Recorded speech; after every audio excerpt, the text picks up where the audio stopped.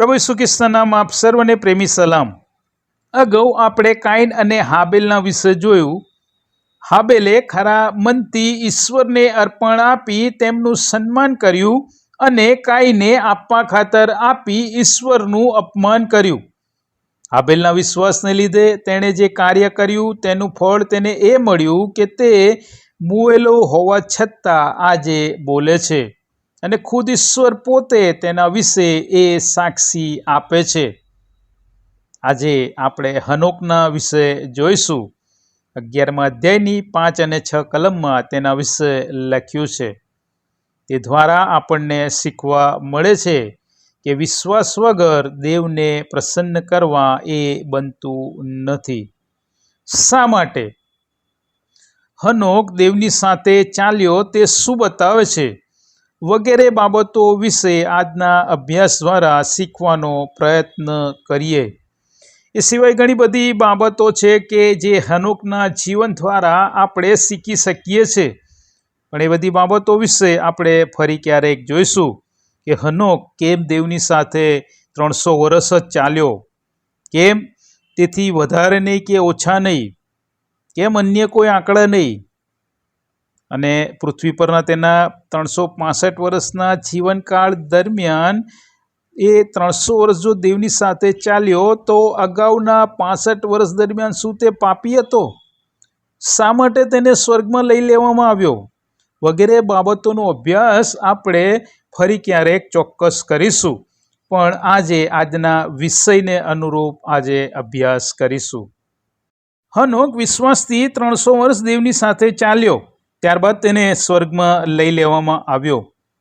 300 વર્ષ દેવની સાથે ચાલવું તે નાની સૂની વાત નથી, અને એ પણ સંસારિક જીવન જીવતા જીવતા।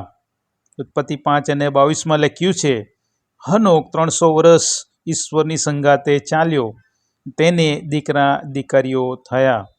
મતલબ આ સમય દરમિયાન તે કુટુંબવાળો હતો। સામાજિક જવાબદારીઓ, કૌટુંબિક જવાબદારીઓ પણ તે સાથે સાથે નિભાવતો હતો। આપણી જેમ તે સંસારિક જીવન જીવતો હતો, અને આ રીતે તે 300 વર્ષ દેવની સાથે ચાલ્યો। આપણે કેટલા વર્ષ અથવા તો કેટલા મહિના અથવા તો કેટલા દિવસ કે કેટલા કલાક કે કેટલીક મિનિટ દેવની સાથે ચાલી શકીએ છીએ આ સંસારમાં રહીને? આપણી સામાજિક અને કૌટુંબિક જવાબદારીઓ નિભાવતા તે વિશે આજે વિચાર કરીએ અને સમજવાનો પ્રયત્ન કરીએ કે દેવની સાથે ચાલવું એટલે શું। 4 બાબતો દ્વારા આપણે સમજવાનો પ્રયત્ન કરીશું।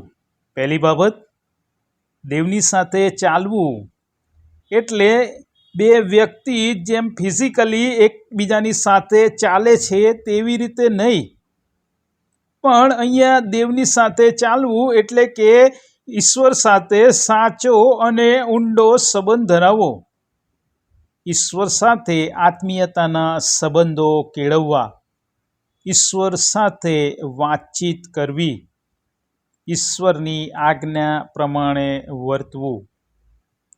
મીખા 6 અને 8 કહે છે, હે મનુષ્ય, સારું શું છે તે પ્રભુએ તને બતાવ્યું છે। ન્યાયથી વર્તવું, દયાભાવ રાખવો તથા તારા ઈશ્વરની સાથે નમ્રતાથી ચાલવું, એ સિવાય યહોવા તારી પાસે બીજું શું માંગે છે? માલાકી 2 અને 6 કહે છે, તેના મુખમાં સત્ય નિયમ હતો ને તેના હોઠોમાં અધર્મ માલુમ પડતો ન હતો। તે મારી સાથે શાંતિ તથા પ્રમાણિકપણાથી ચાલતો હતો, ને તેણે ઘણાઓને દુરાચારમાંથી ફેરવ્યા। હનોક દેવની સાથે ચાલ્યો, મતલબ તે ન્યાયથી વર્ત્યો, તેણે દયાભાવ રાખ્યો, તે નમ્રતાથી વર્ત્યો, તેના મુખમાં હંમેશા સત્ય જ હતું, તે પ્રમાણિકતાથી ચાલ્યો, તેણે ઘણાઓને દુરાચારમાંથી ફેરવ્યા। મતલબ એક પ્રબોધક તરીકે તેણે પ્રભુની વાત લોકોની સમક્ષ કીધી, અને તે દ્વારા તેણે ઘણાઓને દુરાચારથી પાછા ફેરવ્યા। બીજી બાબત, હનોક ઈશ્વરની સાથે ચાલ્યો કેમ કે તેને વિશ્વાસ હતો કે ઈશ્વરનું અસ્તિત્વ છે. ઈશ્વરને આપણે દૈહિક આંખોથી જોઈ શકતા નથી, દૈહિક કાનોથી તેમનો અવાજ સાંભળી શકતા નથી, પણ ઈશ્વર પર વિશ્વાસ હોવાને કારણે હનોક પોતાના આત્મિક કાન વડે ઈશ્વરના પગનો અવાજ સાંભળી શકે છે અને તેમની સાથે ચાલી શકે છે. 2 કોરિન્થી 5:7 કહે છે, કેમ કે અમે વિશ્વાસથી ચાલીએ છીએ, દ્રષ્ટિથી નહીં. શું આજે આપણે ઈશ્વરના પગનો અવાજ સાંભળીએ છીએ? એ વિશે વિચાર કરીએ. ત્રીજી બાબત, હનોક ઈશ્વરની સાથે ચાલ્યો કેમ કે ઈશ્વરે તેને પ્રકાશ બતાવ્યો. તેના દીકરા મથુસેલાના જન્મ થકી ઈશ્વરે તેને પ્રકાશ બતાવ્યો. નૂહના સમયે જે જળ પ્રલય થવાનો હતો તે વિશે ઈશ્વરે અગાઉથી તેને ચેતવણી આપી તેના દીકરાના જન્મ થકી. મતલબ તેને પ્રકાશ દેખાડ્યો અને તે તેના પર ચાલ્યો, જેના વિશે ઊંડાણમાં આપણે અગાઉ કીધું તેમ ફરી ક્યારેક જોઈશું. 1 યોહાન 1:5 કહે છે, ઈશ્વર પ્રકાશ છે, તેનામાં કંઈ પણ અંધકાર નથી. ચોથી બાબત, હનોક ઈશ્વરની સાથે ચાલ્યો કેમ કે ઈશ્વરની મરજી એમ હતી. આમોસ પ્રબોધકનું પુસ્તક 3 અધ્યાય ને 3 કલમ. શું 2 જણા સંપ કર્યા વગર સાથે ચાલી શકે ખરા? સંપ ક્યારે શક્ય બને? સમાન વિચારધારા હોય ત્યારે સંપ શક્ય બને છે. અલગ અલગ વિચારોવાળી વ્યક્તિ સંપ કરીને સાથે ચાલી શકે નહીં. હિબ્રુઓનું પુસ્તક તેનો 11મો અધ્યાય ને 5મી કલમ પ્રમાણે ઈશ્વર તેના પર પ્રસન્ન છે, કેમ કે તે ઈશ્વરના અસ્તિત્વને સ્વીકારે છે, તેમને તે ખંતથી શોધે છે, માટે તેને ઈશ્વરની સાથે ચાલવાનું ફળ મળે છે. એટલા માટે ઈશ્વર તેના પર પ્રસન્ન છે અને તેથી તે તેને પોતાની સાથે ચાલવાની સંમતિ આપે છે.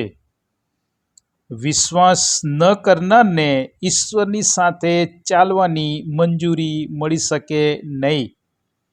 શું આજે આપણે ઈશ્વરની સાથે ચાલવાની સંમતિ ધરાવીએ છીએ? એ વિશે વિચાર કરીએ.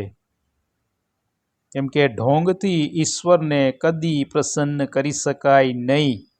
જેઓ માત્ર ધાર્મિકતાનો ઢોંગ કરે છે તેવા લોકોને ઈશ્વરની સાથે ચાલવાની સંમતિ હોતી નથી.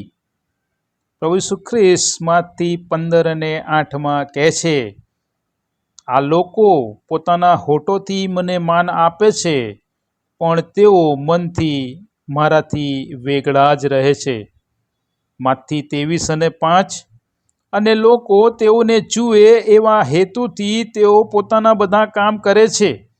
તેઓ પોતાના સ્મરણપત્રોને પહોળા બનાવે છે ને પોતાના વસ્ત્રોની કોર વધારે છે.